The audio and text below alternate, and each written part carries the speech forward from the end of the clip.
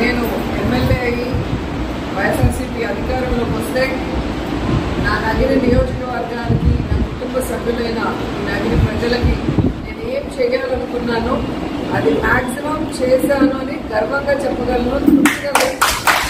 అంటే ఏ నియోజకవర్గాల్లో 40-45 ఏళ్ళు సీనియారిటీ ఉన్న ఎమ్మెల్యేలు మీరు అందరినీ చూశారు, మంత్రులుగా కూడా చేశారు.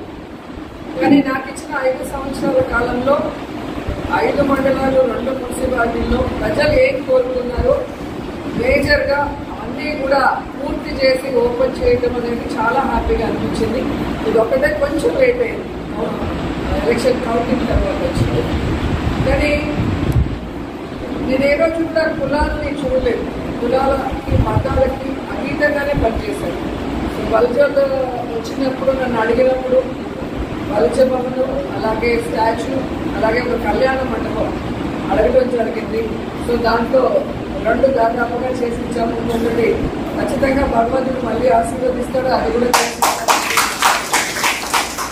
అలాగే ముస్లిమ్స్ కోసం షాదీ మహల్ ఈ రాష్ట్రంలోనే ఏ నియోజకవర్గంలో లేనటువంటి విధంగా అద్భుతంగా పుత్తూరులో నియోజకవర్గంలో కట్టడం జరిగింది.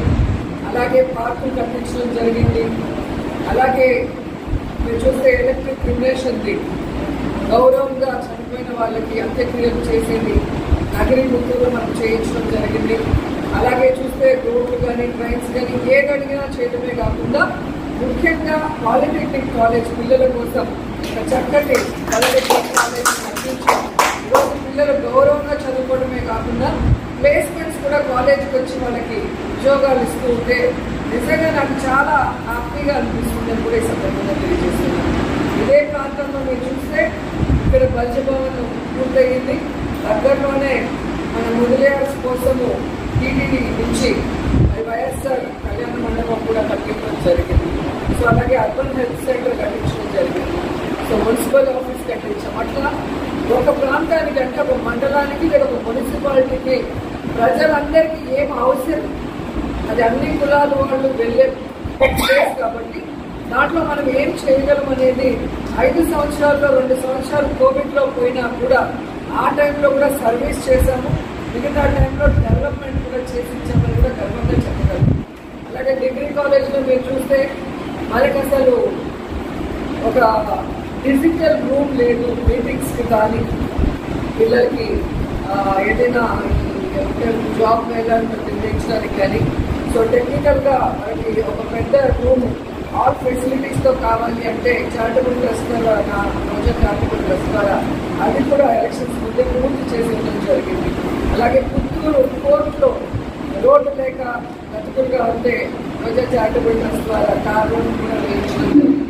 ఇలా ప్రజలు ఏదొచ్చి నన్ను కోరినా చేసుకోవాల్సిన బాధ్యత అంటే కుటుంబ పెద్దగా నన్ను ఎమ్మెల్యే అంటే నేను కుటుంబ పెద్ద. సో ఇక్కడ పార్టీలు కులాలు మతాలు ఎలక్షన్ తర్వాత ఏమీ ఉండవు, అందరూ మన వాళ్ళే అనుకున్నాను కాబట్టి ఇవన్నీ చేయగలిగాను. సో అన్ని ఎలక్షన్స్ అనేది ఒక సునామీ లాగా జరిగిపోయింది. సో ఇది ప్రజలు ఓడించిన ఓటమి కాదు, ఎందుకంటే మనం ఏ తప్పు చేయలేదు. ఇంత ఘోరంగా ఓడిపోవాల్సిన తప్పులైతే వైఎస్ఆర్సీపీ నాయకత్వమో పార్టీయో ఎమ్మెల్యేలో చేయలేదు అనేది నేను గంటపడంగా చెప్పగలను. ఏం జరిగింది అనేది ఈ రోజు కాకపోతే ఏదో ఒక రోజు బయటగా అనేది వస్తుంది, ఆ రోజు కూడా ప్రజలు తెలుసుకుంటారు. కానీ ఖచ్చితంగా వైఎస్ఆర్ కాంగ్రెస్ పార్టీ మేము ఎమ్మెల్యేలుగా వర్క్ చేసినప్పుడే కాదు, ఇప్పుడు ప్రతిపక్షంలో కూడా మీకు అందుబాటులో ఉంటామని ఏదైతే మాట ఇచ్చామో ఆ మాట ప్రకారం ఇక్కడే ఉంటాము, మీ అందరికీ అందుబాటులో ఉంటాము. మిమ్మల్ని మా కుటుంబ సభ్యులుగానే మేము సో ఈరోజు నన్ను గుర్తు పెట్టుకొని నేను భూమి పూజ చేసిన ఈ బిల్డింగ్లో ఒకసారి అడుగుపెట్టి దీపం వెలిగించమని చెప్పి కోరినందుకు సోదరులందరికీ కూడా కృతజ్ఞతలు తెలియజేసుకుంటున్నాను. సో మీ సోదరిగా ఎప్పుడు మీకు ఏ అవసరం ఉన్నా నేను చేయగలిగింది 100% చేసి ఇస్తానని కూడా ఈ సందర్భంగా తెలియజేసుకుంటూ ఒక్కొక్కటి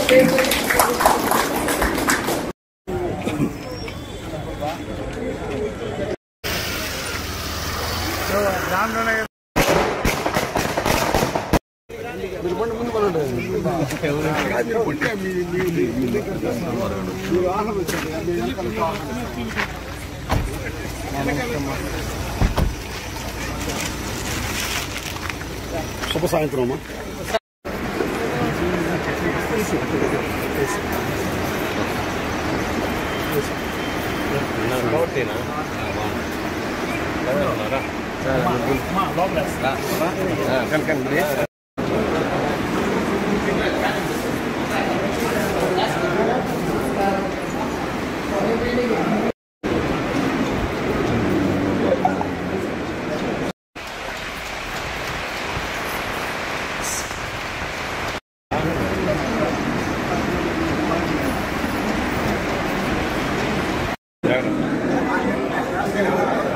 నలుపున వద్దా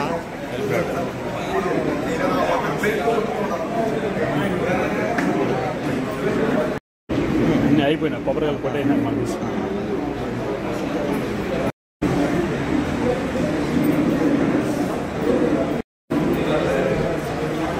అరే అరే రైట్ సార్ కొబ్బరికాయ కొట్టేదండి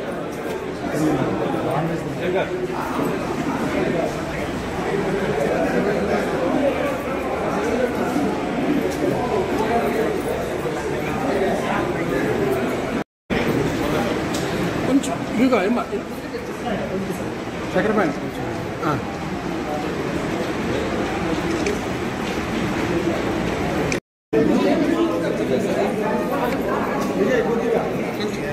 అయిపోయినా